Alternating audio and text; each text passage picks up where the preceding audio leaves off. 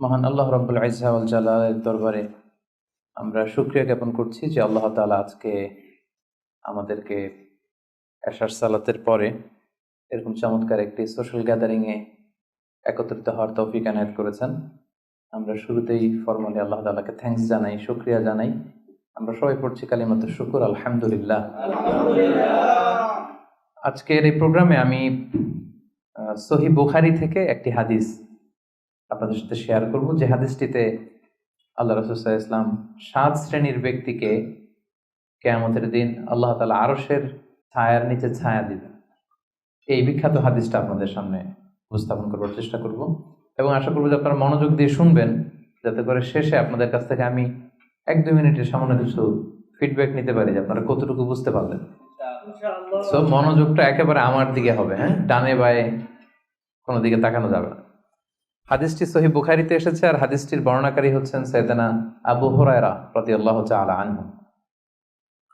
عن أبي هريرة رضي الله تعالى عنه قال قال رسول الله صلى الله عليه وسلم 7 يظلهم الله في ظله يوم لا ظل إلا ظله إمام عادل وشاب نشأ في عبادة الله ورجل قلبه معلق بالمساجد ورجلان تحابا في الله اجتمعا عليه وتفرقا عليه ورجل دعته امرأة ذات منصب وجمال فقال إني أخاف الله ورجل تصدق بصدقة فأخفاها حتى لا تعلم شماله ما تنفق يمينه ورجل ذكر الله خاليا ففاضت عيناه رواه البخاري।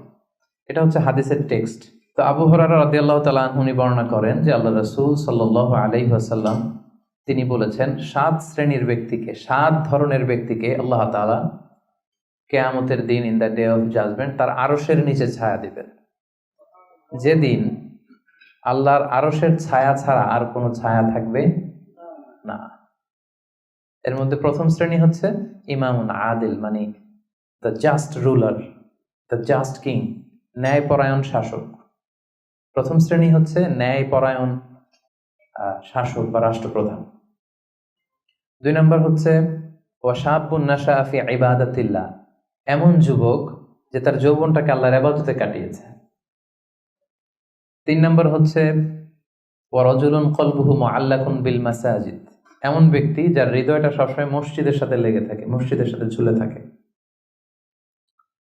4 নম্বর হচ্ছে ওয়ারাজুলান তাহাব্বা ফিল্লাহ ইজতামা আলাইহি ওয়া তাফাররাকা আলাইহি, এমন 2 ব্যক্তি যারা একে অপরকে আল্লাহর জন্য ভালোবাসে, পৃথক হলেও আল্লাহর জন্য ভালোবাসাটা বজায় থাকে, একসাথে থাকলেও আল্লাহর জন্য ভালোবাসাটা বজায় থাকে।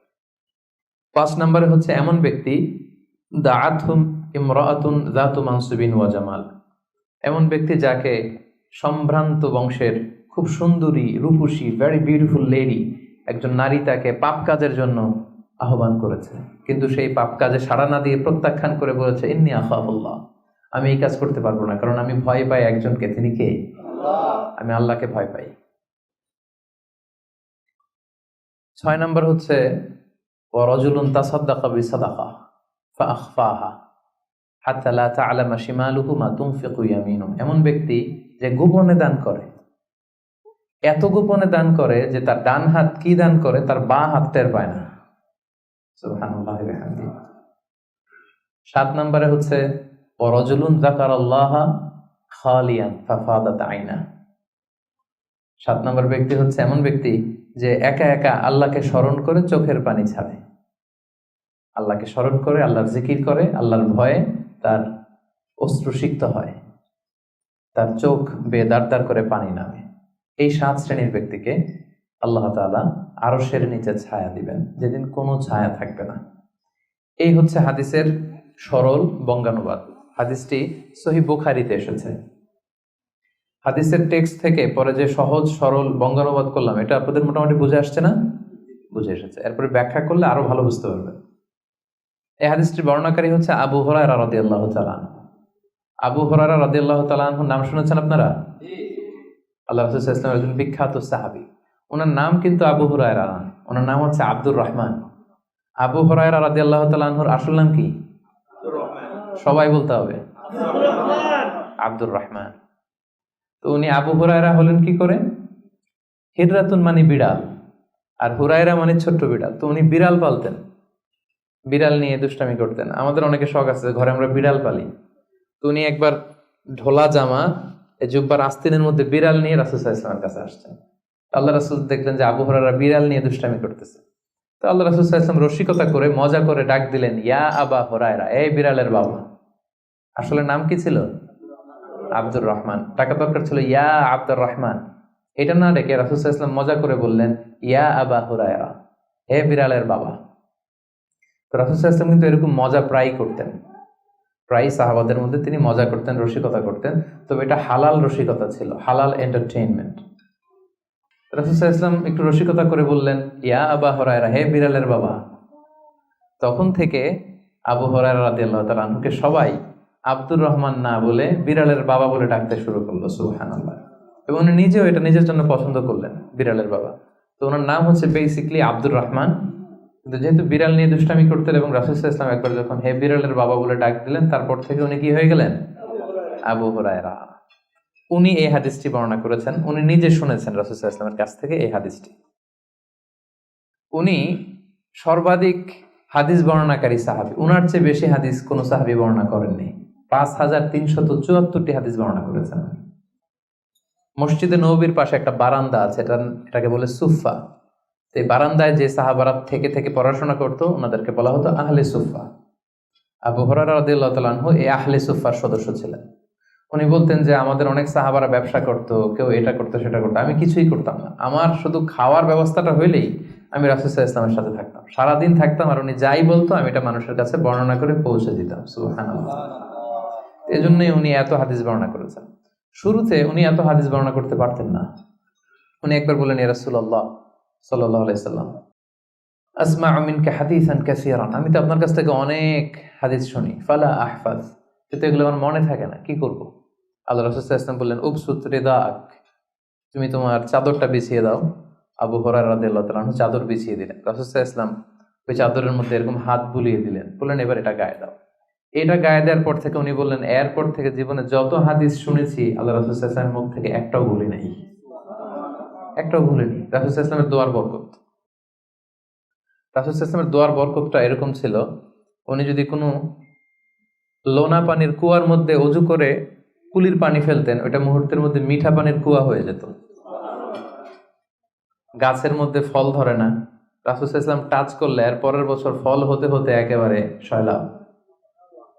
আনাস রাদিয়াল্লাহু তাআলা আনহুর জন্য একবার দোয়া করে দিয়েছিলেন, আল্লাহ তাকে সন্তান বেশি দাও, তাকে সম্পদ বেশি দাও। তো সন্তানের দোয়া এত কাজে লাগছে, ওনার সব মিলে 82 জন সন্তান ছিল, 80 জন ছেলে 2 জন মেয়ে। আর উনি বলতেন যে আমার এমন খেজুরের বাগান ছিল, মদিনার সবার খেজুরের বাগান বছরে খেজুর দিত একবার, আমার খেজুরের বাগানে বছরে খেজুর হতো 2 বার। রাসূল সাল্লাল্লাহু আলাইহি ওয়াসাল্লামের দোয়ার বরকত।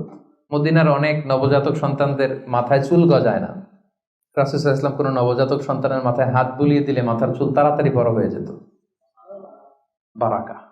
রাসূল সাল্লাল্লাহু আলাইহি ওয়াসাল্লাম হাত বুলিয়ে দিলেন, ওই হাত বুলানো চাদর আবু হুরায়রা রাদিয়াল্লাহু তাআলা আনহু গায়ে পড়লেন, আর ভুলে না কিছু, আর কিছু ভুলে না। অনেক ওরিয়েন্টালিস্টরা আবু হুরায়রা রাদিয়াল্লাহু তাআলা আনহুর এই হাদিস বর্ণনার ব্যাপারে সাসপিশন ছড়ায়, সন্দেহ ছড়ায় যে উনি এত হাদিস শুনলো কবে? একজন মানুষকে এত হাদিস কারোর কাছ থেকে শুনে মনে রাখতে পারে নাকি? আপনারা আমার যত কথা শুনেন কয়টা মনে রাখতে পারবেন? তারা সন্দেহ ছড়ায় যে আবু হুরায়রা এগুলো নিজ থেকে মনে হয় বলেছে। আসলে না, কখনো না, নেভার। উনি রাসূল সাল্লাল্লাহু আলাইহি ওয়াসাল্লামের কাছ থেকে যেমনটি শুনেছে ঠিক তেমনটি বলেছে, এবং এটা হচ্ছে রাসূল সাল্লাল্লাহু আলাইহি ওয়াসাল্লামের দোয়ার বরকত। ওই যে চাদরে হাত বুলিয়ে দিয়েছিলেন। তাহলে হাদিসের যে বর্ণনাকারী আবু হুরায়রা রাদিয়াল্লাহু তাআলা আনহু, ওনার ব্যাপারে একটা ছোটখাটো ধারণা পেয়ে গেলেন না আপনারা? আচ্ছা, এবার আমরা হাদিসে চলে যাই। আল্লাহ রাসূল সাল্লাল্লাহু আলাইহি ওয়াসাল্লাম বলেছেন, সাবআতুন ইউযিল্লুহুমুল্লাহু ফি যিল্লিহি ইয়াওমা লা যিল্লা ইল্লা যিল্লুহ, 7 শ্রেণীর ব্যক্তিকে আল্লাহ তাআলা আরশের নিচে ছায়া দিবেন, যেদিন আরশের ছায়া ছাড়া আর কোনো ছায়া থাকবে না। ইউযিল্লুহুমুল্লাহু ফি যিল্লিহি, আল্লাহ তাআলা সেদিন তার নিজের ছায়া দিবেন, বলতে উদ্দেশ্য হচ্ছে ফি যিল্লি আরশিহি, আল্লাহর আরশের ছায়ায় তিনি 7 শ্রেণীর ব্যক্তিকে সেদিন রাখবেন।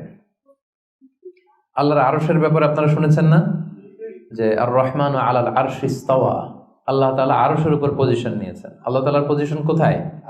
আরশের উপর। আরশ হচ্ছে মহাবিশ্বের সবকিছুর উপরে এটার অবস্থান। আমরা খালি চোখে উপরে কি দেখি? আকাশ। আসলে আমরা আকাশ দেখি না, এটা দেখি মহাশূন্য, স্পেস।